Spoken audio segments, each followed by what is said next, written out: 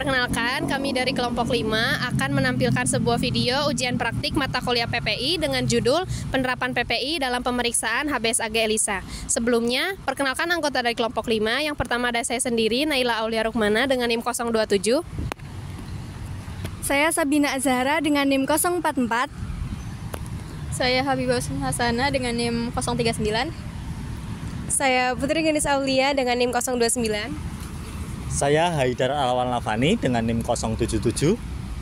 Saya Kaila Kevana Zara dengan NIM 021. Saya Ersa Delviani dengan NIM 040. Saya Anissa Rahmat dengan NIM 005. Selamat menyaksikan.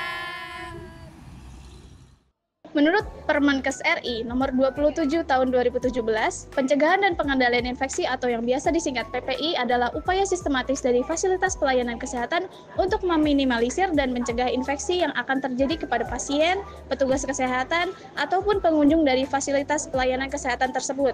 Nah, PPI ini adalah merupakan sistem integral, yaitu merupakan usaha dari fasilitas pelayanan kesehatan tersebut untuk meningkatkan mutu pelayanan dan memfokuskan kepada keselamatan pasien. Berikut merupakan 3 tujuan penerapan PPI dalam pemeriksaan HBSAG. Yang pertama, untuk mencegah penularan infeksi hepatitis B dari pasien ke pasien, dari pasien ke petugas maupun petugas ke pasien. Yang kedua, untuk melindungi petugas dari paparan infeksi virus hepatitis B dalam melakukan pemeriksaan HBSAG. Dan yang ketiga, yaitu untuk mengurangi infeksi silang maupun kontaminasi lingkungan. Apa sih pemeriksaan HBsAg itu? Pemeriksaan HBsAg atau hepatitis B surface antigen merupakan pemeriksaan darah yang dilakukan untuk mendeteksi adanya virus hepatitis B di dalam darah. Dilakukan dengan cara imunoserologi, yaitu dengan metode ELISA, dengan hasil yang dapat dideteksi antara 4-10 minggu setelah tubuh terinfeksi.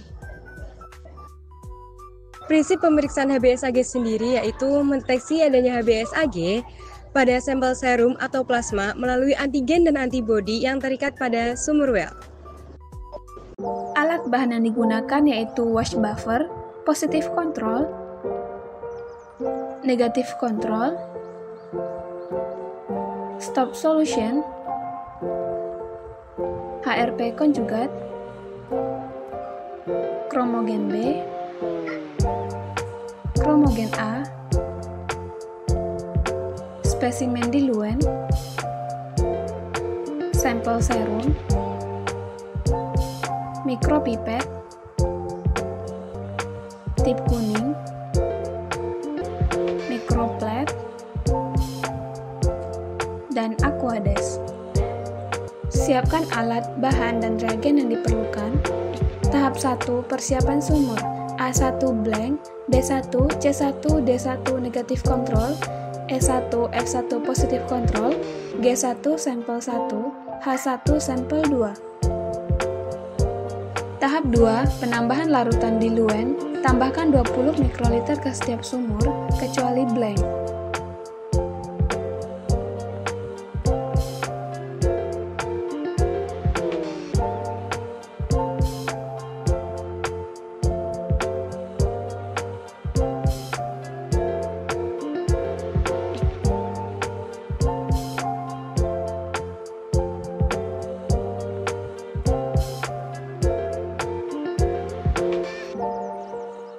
Tahap 3, penambahan negatif kontrol, tambahkan 100 mikroliter negatif kontrol ke sumur B1, C1, D1.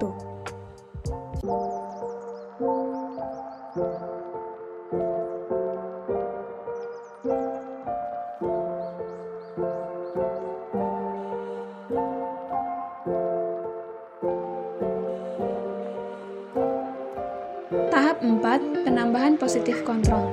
Tambahkan 100 mikroliter positif kontrol ke sumur E1, F1.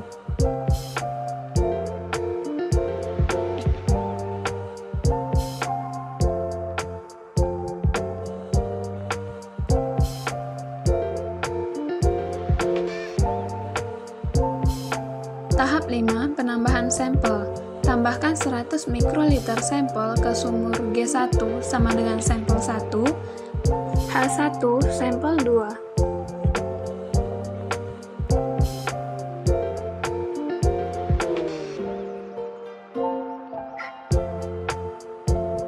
Tahap 6, tutup tutup mikroplet dan inkubasi, tutup mikroplet dengan parafilm, serta inkubasi selama 60 menit dengan suhu 37 derajat Celcius.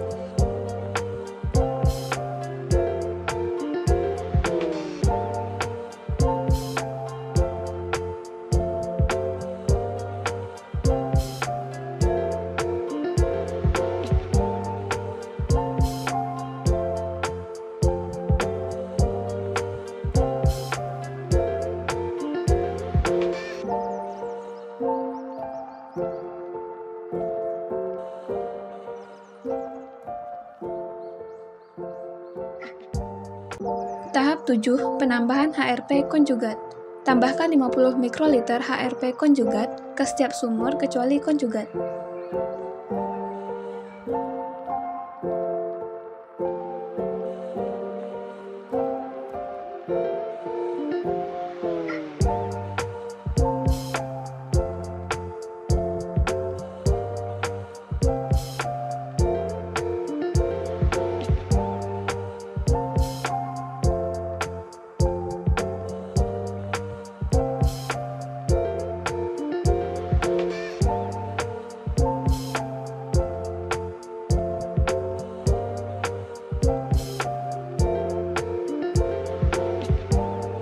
Tahap 8. Tutup mikroplet dan inkubasi.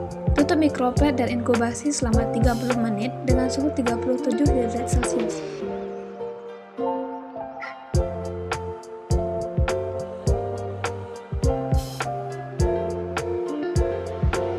Tahap 9. Pencucian dengan wash buffer. Lakukan pencucian sebanyak 5 kali dengan ELISA washer. Setelah pencucian, bersihkan bagian bawah mikroplet.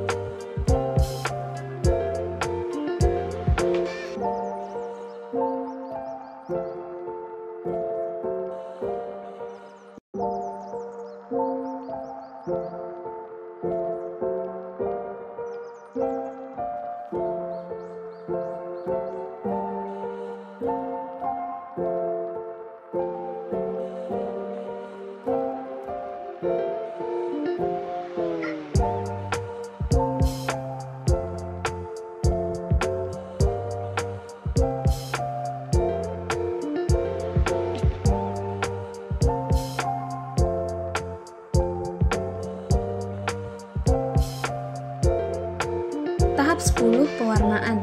Tambahkan 50 mikroliter kromogen A dan 50 mikroliter kromogen B pada tiap sumur, termasuk blank.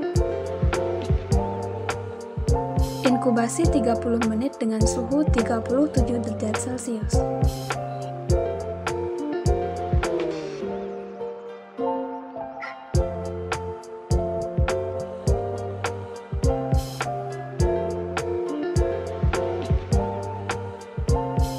Tahap 11. Penghentian reaksi atau stop solution. Tambahkan 50 mikroliter stop solution ke setiap sumur dan homogenkan dengan shaker.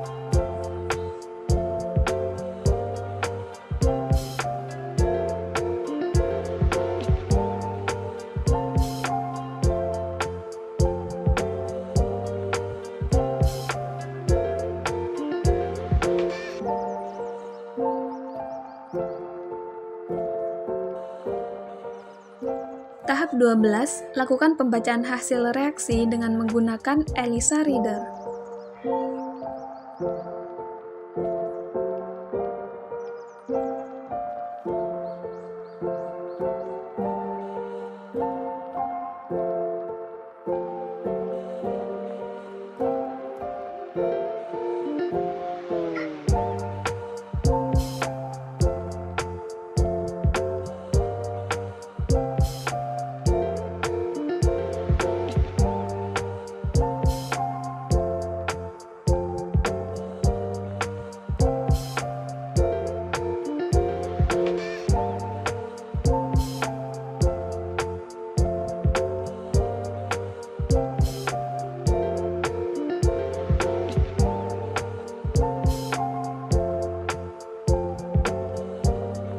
Interpretasi hasil hasil pemeriksaan valid, nilai OD blanko kurang dari 0,1, nilai OD kontrol negatif harus sama atau kurang dari 0,1, nilai OD kontrol positif sama atau lebih dari 0,5, interpretasi hasilnya, spesimen dengan absorbasi kurang dari nilai cut-off dinyatakan negatif, spesimen dengan nilai absorbasi lebih besar atau sama dengan nilai cut-off dinyatakan positif. Sebelum melakukan pemeriksaan HBsAg, kita perlu melakukan 6 langkah cuci tangan menurut anjuran WHO.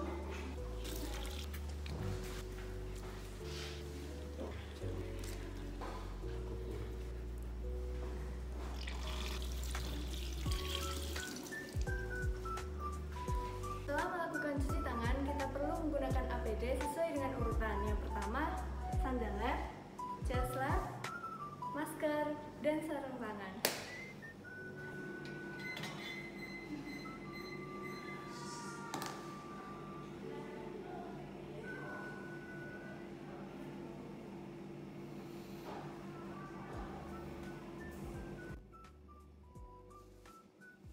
Jika terjadi ketumpahan sampel pada saat melakukan pemeriksaan, langkah pertama yang harus kita lakukan adalah menggunakan tisu atau kain untuk menyerap sampel yang terjadi ketumpahan. Yang kedua, kita putar. Lalu langkah selanjutnya, jika kita sudah menyerap dengan tisu, yaitu kita menggunakan desinfektan. Langkah ini bertujuan untuk mencegah terjadinya penyebaran infeksi. Setelah melakukan pemeriksaan HBsAg, selanjutnya kita akan menangani limbah pemeriksaan HBsAg. Untuk alat-alat yang sudah terkena sampel dapat kita buang ke tempat limbah infeksius atau yang berwarna kuning karena akan menyebabkan penularan virus hepatitis.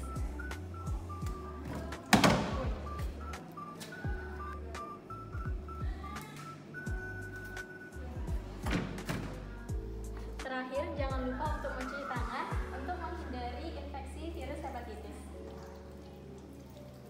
Terima kasih sudah menonton video kami. Kelompok 5, lindungi diri, cegah infeksi dengan PPI. Wassalamualaikum warahmatullahi wabarakatuh.